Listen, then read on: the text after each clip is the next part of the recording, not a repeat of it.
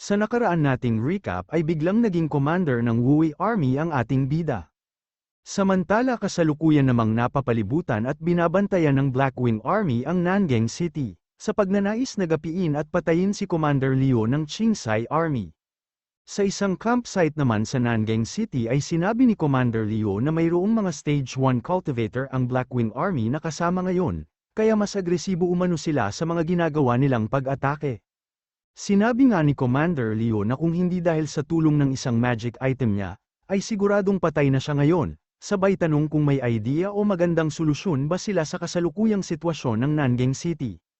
Sinabi naman ng kalbong ito na kailangan nilang humingi ng tulong at reinforcement sa iba pang grupo o sundalo sa South State. Pero mukhang hindi nga daw posible ang paghingi ng tulong, sinabi nga ni Commander Liu na 50 kilometro lang ang layo ng Flames Army sa kanila, kaya kung nais talaga sana silang tulungan ay makakarating sila ng Nangang sa loob lamang ng 2 araw. Pero mukhang pinapanood nga lang daw sila ng mga ito at walang plano na gumawa ng aksyon, sabay tanong kung ano sa tingin nila ang dahilan. At sinabi nga ng lalaking ito na malamang sa gustong subukan ng ibang hukbo nila ang lakas ng Blackwing Army, gamit ang Qinghai Army. Sinabi nga din niya na sa pagkakataong ito ay mukhang malaki o malawakan ang digmaan na plano ng Blackwing Army, dahil pananggakwan nga daw ni Duan Mo ang kanilang mga sundalo ng magandang posisyon pag nakasakop sila ng 10 syudad. Alam ko yan, wika naman ni Commander Liu, pero malamang nga daw natiwala sa kanilang depensa ang Flames Army sa Sunset Pass, kaya naman hindi na sila nagpadala ng tulong. Pero pwede nga din daw na may iba pa silang plano, dahil ang Wui Army naman sa norte ay hindi maaasahan. Napatanong na nga lang din si Kalbo sa kung ano na ang dapat nilang gawin. Pero iniisip lang naman ni Commander Liu na hindi sasaktan o sinasaktan ng Blackwing Army ang mga pangkaraniwang tao, kaya mukhang may pag-asa pa nga daw upang makasurvive ang Qinghai Army. Iniisip nga din niya na kailangan niyang mailayo ang Qinghai Army sa Nangang bago pa sila kuyugin o mapalibutan ng Blackwing Army. Pero ang planong ito ng pagtakas nga daw ay pwedeng magdulot ng malaking kawalan o pagkamatay ng kanyang mga sundalo. Gayunpaman ay mas mainam na daw ito kaysa naman hintayin nilang mapalibutan sila dito ng Blackwing Army, at mamatay ng walang kalaban-laban. Tinanong nga niya ang kanyang mga kasamahan kung ano ang palagay nila sa pag-abandona ng Nangang City, sabay magtutungo sila ng Yunnan City upang pamunuan ang o isama sa kanilang pangkat ang Wui Army. Nais nga daw niyang malaman kung kaya ba talaga ng pangkat ng Flames Army na pigilan ang Blackwing Army o hindi. Pero sinabi naman ng lalaking may dilaw na buhok na isang malaking kasalanan ang pag-abandona sa Nangang City, sigurado nga daw na mamamatay o paparusahan sila ng kamatayan pag ginawa nila ito. Kaya naman sinabi ni Commander Liu na matapos silang umalis ay malamang sa habang buhay na silang magiging pag-anti, pero kung mananatili nga daw sila dito ay kamatayan lamang ang naghihintay sa kanila. Dahilan upang mapaupong muli ang lalaking ito, at tanungin si Commander kung may nais bang mamatay o maubos sila at ginagamit ang Blackwing Army upang matupad ang nais nilang pagkaubos ng Qinghai Army. Pero tumingin lang naman ng masama si Commander Liu sa kanya, at sinabi na mag-ingat siya sa kanyang pananalita o binibitawang salita. Bigla nga ding naisip ni Commander Liu na magiging komplikado nga ang sitwasyon nila kung totoo ang sinabi ng kanyang kasama, na nais siyang mamatay ng mga taga-Flames Army. Mukhang kailangan nga daw niyang makipagkita sa Celestial na si Wen Zai, upang mapag-usapan ang patungkol sa bagay na ito. Pero sa ngayon ay kailangan nga daw muna niyang makaisip ng paraan upang makasurvive siya. Dahil kung sino man ang nagnanais na mamatay siya ay siguradong hindi hahayaan na maging madali ang lahat para sa kanila. Ilang sandali pa ay tinanong niya kung nakabalik na ba ang scout nila mula sa Tiangang, at sinabi nga ni Kalbo na ayon sa kanilang scout ay mukhang walang naganap na labanan sa Tiangang. Malamang nga daw na kasalukuyan ding nagtatago ang mga tao sa lugar na yun ngayon, dahilan upang maisip ni Commander Liu na malamang sa ligtas at nakapagtago na din sila. At dahil nga daw dito ay wala na siyang dapat pang alalahanin, sa pagtayo nga niya ay pinabalik na niya ang mga ito sa kani-kanilang mga posisyon. Sabay sabi na kailangan nilang maghanda, dahil sisimulan nila ang kanilang plano na pagtakas mamayang hatang gabi. Pagsapit nga ng hating gabi sa campsite ng Blackwing Army, malapit sa border ng Wui Army, ay inaantok ang mga sundalo dito, habang sinasabi na masyado yatang tahimik ang mga taga-Qinghai Army ngayon, sabay tanong kung bakit hindi sila nagpapadala ng sundalo nila upang humingi ng tulong. Wala ka bang utak, wika naman ng isa, Wu Wei Army nga lang daw ang pangkat ng sundalo ng kalaban sa malapit, kaya kung nasa tamang pag-iisip pa nga daw si Commander Liu ay hindi siya hihingi ng tulong sa walang kwentang pangkat ng sundalo. Kaya naman pala nagtungo ang mga opisyal natin sa kabilang parte ng Nangang Wika naman ang isa, dahil pinipigilan nga daw nilang magtulungan ang Qinghai Army at Flames Army. Pero bigla namang may umatake sa kanilang kasama, at nang tignan nga nila ito ay bagsak at patay na sila. Sunod ay narinig nito ang ingay mula sa mga kabalyero, at makikita nga natin si Commander Liu na naghahanda na ulit umatake gamit ang kanyang pana na may dalawang palaso. Napasigaw na nga lang din ang dalawang ito at sinabi na inaatake sila, nandito ang Qinghai Army wika pa nga nila. Kaya naman agad na naglabasan ang iba pang mga sundalo at nakita na nga lang nilang lumipad ang mga kasama nila nang dahil sa tama ng mga palaso. Agad naman nilang dinampot ang mga sibat nila at mabilis na sumugod o sinugod si Commander Liu. Pero ginamit ni Commander Liu ang sword intent sa pamamagitan ng kanyang pana, upang paslangin ang mga sumugod sa kanila. Gayunpaman ay hindi naman natakot ang mga ito, at muli nga silang sumugod kila Commander Liu, na kasalukuyan na namang naghahanda ng kanyang pag-atake. Halos sabay-sabay ngang tinatamaan ng palaso ang mga sundalo ng Blackwing Army, at sunod-sunod na namamatay ang mga ito, hanggang sa mapatingin na lang ang kasamahan ni Commander Liu na ito at iniisip niya na totoo pala ang tsismis. Malamang nga daw na tinuruan ng master ng Sword Pavilion si Commander Liu, kaya ito nakakagamit ng sword intent. Sumigaw naman si Commander Liu at sinabi na kailangan pa nilang bilisan, upang hindi sila maipit o mapalibutan sa gitna ng kampo ng kalaban. Habang patuloy nga sa pag-abante sila Commander Liu, ay sinabi naman ng kapitan ng Blackwing Army na kailangan nilang pigilan ang Qinghai Army, sinabi nga din niya na dadating ang reinforcement nila sa lalong madaling panahon. Matapos naman itong marinig ni Commander Liu ay napapaisip siya sa kung ang Stage 1 ba na commander ng Blackwing Army ang tinutukoy nila, at kung ganun nga daw ay kailangan nilang bilisan ang pag-alis sa lugar na ito. Pero bigla silang pinaulanan ng palaso ng Blackwing Army, kaya naman kinuha na ni Commander Liu ang kanyang sibat at sinabihan ang kanyang mga kasama na bilisan nila, at sumunod sila sa kanya. Habang patuloy nga silang umaabante ay patuloy din sa pagharang o sangga ng pana si Commander Liu gamit ang kanyang sibat, hanggang sa ilang sandali pa nang makalapit na sila ay agad namang sumugod ang mga infantry ng Blackwing Army. Dito ay agad na ginamit ni Commander Liu ang kanyang sibat upang patayin ang lahat ng sumasalubong sa kanya, hanggang sa may umatake sa kanyang tagiliran at muntik na ngang tamaan ang kanyang leeg.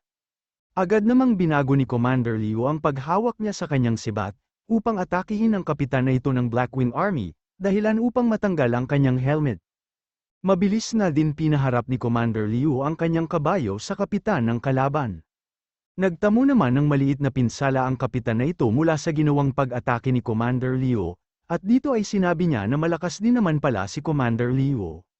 Sabay tanong kung bakit mas pinipili niya ngayon ang pagtakas, at kung inaasahan ba niya na makakatulong ang Wu Wei Army sa kanilang Qinghai Army, pero inilabas lang naman ni Commander Liu ang kanyang superpower o aura, at sinabi na anuman ang kanyang inaasahan o iniisip, ay wala na umanong pakialam ang kanyang kalaban, dahil ito na ang kanyang kamatayan, at bigla na nga lang napatanong ang kapitan ng Blackwing Army kung weapon spirit ba ang kanyang nakikita.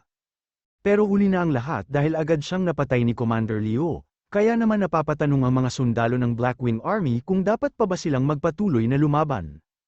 Hanggang sa bigla na lang silang hindi nakagalaw sa takot, dahil sunod naman silang inatake ni Commander Liu gamit ang weapon spirit niya. Hanggang sa ilang sandali pa ay dumating ang lalaking ito at pinapanood ang pagtakas nila Commander Liu. At sinabi nga niya na duwag pala si Commander Liu, hindi nga daw niya lubos sa kalain na abandonahin ito ang Nangang City. Matagal pa naman daw niyang hinihintay ang pagkakataon na makalaban niya si Commander Liu. Bigla namang tinanong ng Deputy Commander ng Blackwing Army kung dapat pa ba nilang habulin sila Commander Liu, pero sinabi nga ng A-rank na kanilang commander na malamang sa patungo si Commander Liu sa Yunnan City upang absorbahin ang natitirang sundalo ng Wu Wei Army. Kaya naman napapatanong ito sa kung bakit hindi sa Flames Army nagtungo si Commander Liu, hanggang sa bigla niyang naalala na hindi nga pala alam ni Commander Liu na natalo na nila ang Wu Wei Army. Sinabi nga din ito na malamang sa magkasalubong ang Qinghai Army at ang pangkat nila na umatake at nagpabagsak sa Wu Wei Army. Tama ganun na nga ang mangyayari wika naman ng A-rank na ito mula sa Blackwing Army, sabay utos sa kanilang Deputy Commander na magpadala ng scout sa Yunnan upang alamin ang sitwasyon. Matapos nito ay agad siyang tumalon pababa ng bangin at lumipad sa ibabaw ng lupa, hanggang sa bigla siyang mapatigil. At dito ay iniisip niya na nakakagamit pala ng weapon spirit si Commander Liu. Bukod na daw dito ay mayroon din siyang magic items na ginamit sa nakaraang laban. Iniisip na din niya na alam ni Commander Liu kung ano ang magandang oras para sa pag-atake, at dapat gawin sa kasalukuyan nilang sitwasyon, sabay sabi na malamang sa totoo ang tsismis. Malamang nga daw na may kinalaman si Commander Liu sa Imperial Dragon Guards, at gayon na din sa Sword Pavilion ng Luniverse. Kinabukasan habang patungo ng Yunnan City si Commander Liu at ang kanyang Qingsai Army, ay mayroon siyang naramdaman na mabilis paparating at patungo sa kanilang direksyon. Agad na niyang pinatigil ang kanyang mga sundalo, at ilang sandali lang ang nakalipas ay nakita na nila ang pangkat ng Blackwing Army. Napapatanong nga ang kasama ni Commander Liu sa kung saan kaya nagmula ang mga Blackwing Army na ito. Sinabi naman ni Commander na malamang sa inikutan nila ang Wu Wei Army, pero huli na nga daw ang lahat para umatras pa sila, kaya naman kailangan nilang labanan ang mga ito. Itinaas nga niya ang kanyang sibat sabay sinabi na sundan siya ng kanyang mga sundalo. Dito ay sinabi ni Commander Liu na siya na ang bahala sa mga may iwan na pamilya ng kanyang mga sundalo na mamamatay sa laban na ito. Pero mas nanaisin nga daw niya na sana ay makasurvive ang kanyang mga sundalo, upang magkaroon pa sila ng pagkakataon na mag-inuman o uminom para ipagdiwang ang kanilang pagkapanalo. Matapos nito ay sabay-sabay silang sumugod, at sinalubong ang mga kabalyero ng Blackwing Army. Matindi nga ang naging labanan nila, kung saan lahat ng makasalubong at lumapit kay Commander Liu ay kanyang pinapabagsak gamit ang sibat niya. Hanggang sa napansin naman ng isang ito na sunod-sunod na mamatay at nagtatalsikan ang kanyang mga sundalo. Ito nga ay ang Deputy Commander ng Blackwing Army na nagmula sa Yunnan City, at mabilis siyang sumugod patungo kay Commander Liu na hindi naman nagpatinag. Sumable at naiwasan nga ni Commander Liu ang kanyang pag-atake, matapos siyang lumipad. Masyado nga ang gulat nito sa kanyang nakita, dahil ang pagkakaalam nga daw niya at ayon sa kanilang impormasyon ay isang Stage 2 lamang si Commander Liu, pero mali pala dahil isa siyang Stage 1 cultivator. Sinabi naman ni Commander Liu na matagal niyang nilihim ang pagiging Stage 1 cultivator niya, para na din sa kanyang kaligtasan.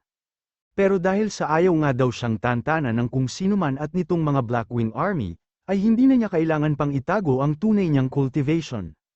Agad nga nitong inutusan ng weapon spirit niyang White Crane upang umatake, pero dahil sa Stage 1 din ang kanyang kalaban ay madali nitong nasangga ang atake ng White Crane.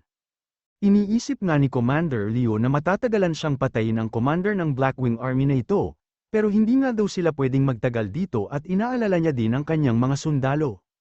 Iniisip nga din ni Commander Liu na kailangan niyang mapatay agad ang kanyang kalaban, at kailangan na nga daw niyang gamitin ang kanyang magic item, sabay tanong sa kanyang kasama kung nasaan na ang Fairy Slayer. Andito wika naman ng kanyang kasama at agad nga itong binigay sa kanya, kung saan ay agad din naman itong ginamit ni Commander Liu. Matapos nito ay napapatanong ang commander ng Blackwing Army kung ano ang nakapalibot sa kanya, hanggang sa nakatanggap siya ng sunod-sunod na atake mula sa mga ito. Napapatanong na nga lang din ang commander ng Blackwing Army sa kung anong bagay daw kaya ito, dahil hindi niya maiwasan o maharangan ang atake na nagmumula dito. Agad namang sumugod si Commander Liu, at sinabi nga niya na ang bagay na umaatake sa kanyang kalaban ngayon ay ang Fairy Slayer, ayon nga din kay Commander ay isa itong sandata na ginagamit upang patayin ang mga immortal. Agad nga din niya itong sinipa at sinabi na nasayang ang Fairy Slayer sa kanya. Pero kailangan nga daw niya itong gamitin upang mapatay ang Stage 1 na commander ng Blackwing Army, at para na din maligtas ang kanyang mga sundalo. Matapos nang mapatay ni Commander Liu ang commander ng kalaban, ay sinabi nito na patay na ang leader nila, sabay sinabi na makakaalis sila sa lugar na ito ng magkakasama, at mabilis na sumugod sa mga natitirang sundalo ng kalaban. Ilang sandali pa nga ang nakalipas ay naalala ni Commander Liu ang nakaraan, kung saan ay binigay sa kanya ng founder ng Sword Pavilion ang Fairy Slayer bilang regalo. Inalagaan at iningatan nga daw niya ito ng mahabang panahon, pero sa huli ay napilitan siyang gamitin ito para protektahan ang Qingsai Army, sabay sabi na ipapakita na lang niya ang kanyang pasasalamat pag nagkita ulit sila ng founder, at muling sumugod sa mga kalaban. Pagsapit nga ng hapon ay nagkalat ang katawan ng mga namatay sa kanilang labanan, at sinabi ng kanyang kasama na napatay na nila ang lahat ng elites ng Blackwing Army, pero 1,000 sundalo na nga lang din daw ng Qingsai Army ang natitira. Sinabi naman ni Commander Liu na malamang sa plano ng Blackwing Army na atakihin sila sa magkabilaang lokasyon sa Nanjing City, at malamang nga din daw na wala nang natira sa mga Wu Army ngayon. Kaya mas mainam umano kung abandonahin na nila ang mga kabayo nila at magtungo sila sa kabundukan upang hindi sila agad na mahanap. Bahagya namang natahimik ang kanyang kasama, hanggang sa sinabi nito na tila mga ligaw na kaluluwa na lang sila ngayon, at nagkangit-iyan na nga lang sila. Nagpatuloy na nga sila Commander Liu sa paghahanap ng ligtas na lugar at mapagtataguan, at bigla namang lumabas si Anthony sa lugar kung saan ay naganap ang kanilang naging labanan, upang mangalakal. Habang nag-ensayo nga ang ating bida, ay agad na naramdaman o nag-report sa kanya si Anthony. Ayon nga kay Xiaoyu ay nakaalis ng Nanjing City sila Commander Liu, pero nakasalubong nila ang mga Blackwing Army na nagmula sa Yunnan City, kaya naman agad na tinanong ni Shu kung ano ang resulta ng kanilang labanan. At sinabi nga ni Xiaoyu na nanalo ang Qingsai Army, bukod dito ay nakita nga daw niya ang namatay na i-rank ng kalaban, pero masyadong taghirap nga daw ang mga sundalo at wala man lang silang magagandang item. Sinabi naman ni Shu na kunin niya ang lahat at huwag siyang dapat magsayang. Sabay na alala ang sinabi ni Zhang na isa sa pinakamalakas na pangkat ng sundalo sa South State ang Qingsai Army, pero kung umatras nga daw ang mga ito nang dahil sa Stage 1 cultivator ng Blackwing Army, ay hindi ba dapat magtungo na din sila sa kabundukan, upang makaiwas sa posibleng labanan? Sinabi naman ni Xiaoyu na magandang idea ang pagpunta sa kabundukan, sinabi nga din niya na nakahanap siya ng malaking kuweba sa gitna ng kabundukan. May tubig nga din daw sa lugar na yon o sa loob ng kuweba, kaya mainam itong maging taguan, pero kung pang matagalan na pagtatago nga daw ang nais nila ay kailangan nilang maghanda. Iniisip naman ni Shu na madami siyang manisa ngayon, kaya sasapat ito para sa kanilang lahat ng ilang araw. Isa pa ay sinabi nga daw ni Liu Chenji na may 2 storage room si Ye Xiaoming sa kanyang mansion. Sabay utos kay Xiaoyu na ilabas ang bishop at ipakuha ang anumang mapapakinabangan sa mansion ng yumaong Commander Ye. Sinabi nga din niya na isama ni Xiaoyu si Heitan at iba pang mga sundalo, upang may magbuhat sa mga hindi magkakasya sa space ring. Dito ay sinabi din ni Shu na limitado ang oras nila dahil pwedeng sumalakay ang Blackwing Army anumang oras, kaya kailangan nilang magmadali. Bukod dito ay sinabi din niya na sinumang makita o mapagdadahan ni Xiaoyu na nais magtaksil, ay kailangan niya itong patayin kaagad. Makalipas naman ng ilang oras ay nakabalik na si Xiaoyu kasama sila Heitan, na sinabing madami silang nakuhang kayamanan, kaya naman agad na natuwa ang ating bida at sinabi na idol agad sa kanya ang mga ito. Habang buhat-buhat nga nila Heitan ang mga ball na ito ay kitang-kita sa muka ni Shu ang labis na tuwa at pagkasabik na makita ang mga laman nito. Hanggang sa 1 oras na nga ang nakalipas ay hindi pa din sila natatapos sa pagbubuhat kaya naman inantok na ang magkapatid, at nagulat na nga lang sila Shu nang sabihin ni Heitan na ito na ang huling ball na nagmula sa mansion ni Commander Ye. Matapos nga ng kanilang pagbubuhat ay hindi makapaniwala si Shu sa kanyang nakikita. Mas madami nga daw ang nakuha nilang kayamanan kaysa sa kanyang inaasahan, kaya hindi na daw siya magtataka kung bakit sila natagalan. Pero naaalala nga daw ni Shu na nanghihingi pa ng pera si Commander Ye sa kanya bago ito mamatay. Malamang sa ginagamit lang niya ang mga sundalo upang makapangdaya at hingi ng pera, wika naman ni Heitan. Sinabi naman ni Xiaoyu na sasapat na ang mga pagkain ito para sa kanilang lahat sa loob ng 6 na buwan, kung maghihigpit sila ng Sintron. Mainam kung ganon at hindi na muna natin kailangang problemayin ang pagkain sa ngayon, wika naman ng ating bida, sabay sabi na magpahinga na sila ng maaga. Pero bigla niyang napansin ang mga tauhan nila na panay ang papuri sa ating bida, kaya naman iniisip ng ating bida na umaasa ang lahat ng mga taong ito sa kanya upang makaligtas sa digmaan at mabuhay. Napabuntong hininga na nga lang din siya habang iniisip na nakaatang na naman sa kanyang mga balikat ang malaking responsibilidad. Hanggang sa ilang sandali pa nga ng kanyang pag-iisip ay sinabi ng ating bida na magtutungo silang lahat sa kabundukan bukas ng umaga.